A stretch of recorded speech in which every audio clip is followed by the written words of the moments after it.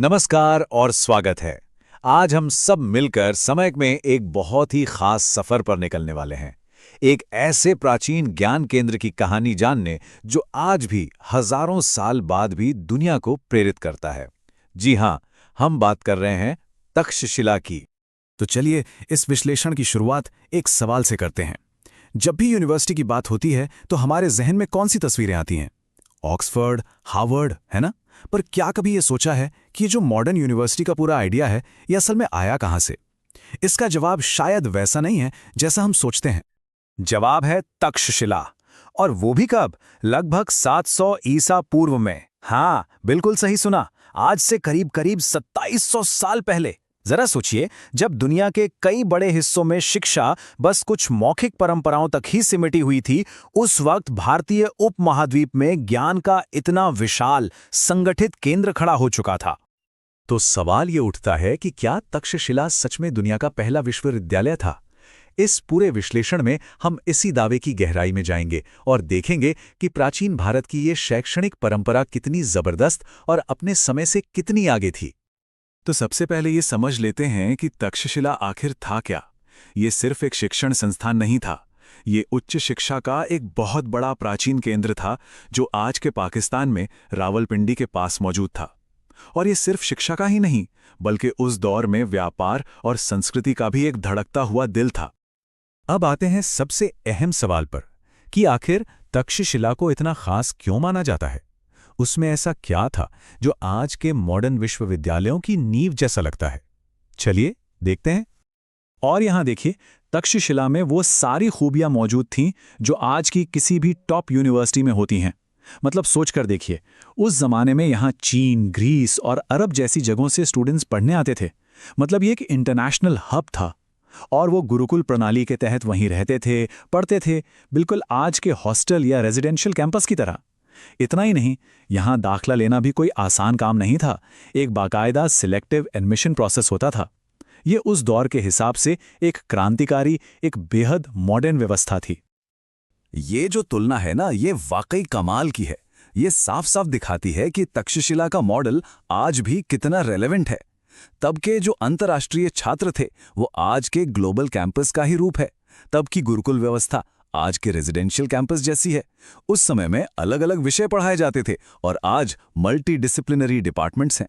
और तब की जो प्रवेश की शर्तें थीं वो आज के सिलेक्टिव एडमिशन्स की तरह ही हैं। मतलब हजारों साल गुजर गए, लेकिन जो मूल ढांचा है वो आज भी वैसा ही है।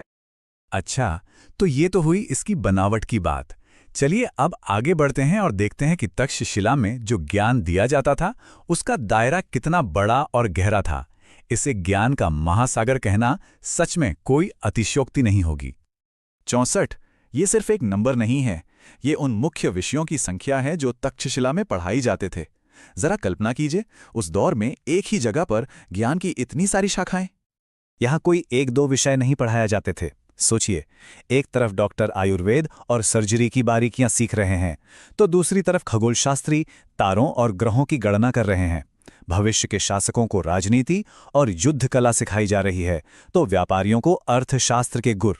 और ये भाषा के सबसे बड़े विद्वानों में से एक पाणिनि ने तो अपने विश्व प्रसिद्ध संस्कृत व्याकरण की रचना भी यहीं की थी।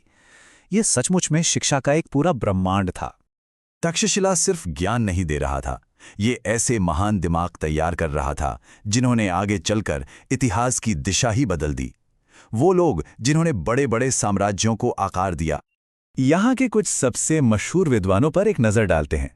चाणक्य, जिन्हें हम कौटिल्य के नाम से भी जानते हैं, अर्थशास्त्र और राजनीति के वो महान रणनीतिकार। पाणिनि, जिन्होंने संस्कृत व्याकरण को वो वैज्ञानिक नियम दिए जो आज भी इस्तेमाल होते हैं। और चरक, जिन्हें आयुर्वेद का जनक माना जाता है, वो भी यहीं की देन थे। ये वो नाम हैं जिन्होंने अपने अपने क्षेत्र में एक क्रांति ला दी। लेकिन जैसा कि होता है, हर महान कहानी का एक अंत भी होता है। ज्ञान का इतना बड़ा केंद्र आखिर कैसे खत्म हो गया? ये सचमुच एक युग का अंत था। ये टाइमलाइन हमें पूरी कहानी दिखाती है। लगभग 700 ईसा पूर्व में इसकी स्थापना हुई और उसके बाद ये 1000 साल से भी ज्यादा वक्त तक फलता फूलता रहा। 4वीं शताब्दी ईसा पूर्व वो समय था जब कौटिल्य और पाणिनि जैसे विद्वानों ने इसकी शान को शिखर पर पहुंचाया। लेकिन फिर लगभग 5वीं शताब्दी के आसपास मध्य एशिया से होने वाले हमलों और राजनीतिक अस्थिरता की वजह से इसका पतन धीरे धीरे शुरू हो गया। भले ही तक्षशिला की इमारतें आज खंडहर में तब्दील हो चुकी हैं, लेकिन उसकी जो विरासत है वो आज भी जिंदा है।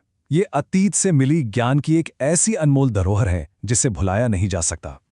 तो आखिर में सबसे जरूरी बात यही है कि तक्षशिला सिर्फ एक स्कूल नहीं था, ये शिक्षा का एक ऐसा विचार था जो अपने समय से हजारों साल आगे था।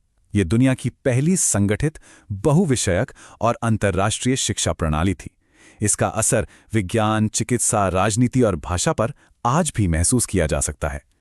और ये हमें आज के लिए एक बहुत बड़े सवाल के साथ छोड़ जाता है कि तक्षशिला की विरासत हमें ज्ञान के भविष्य के बारे में क्या सिखाती है। क्या हम आज भी ज्ञान को सीमाओं से परे ले जाने और सभी के लिए सुलभ बनाने के उन महान आदर्शों को अपना सकते हैं? ये एक ऐसा सवाल है जिस पर हम सभी को सोचना चाहिए।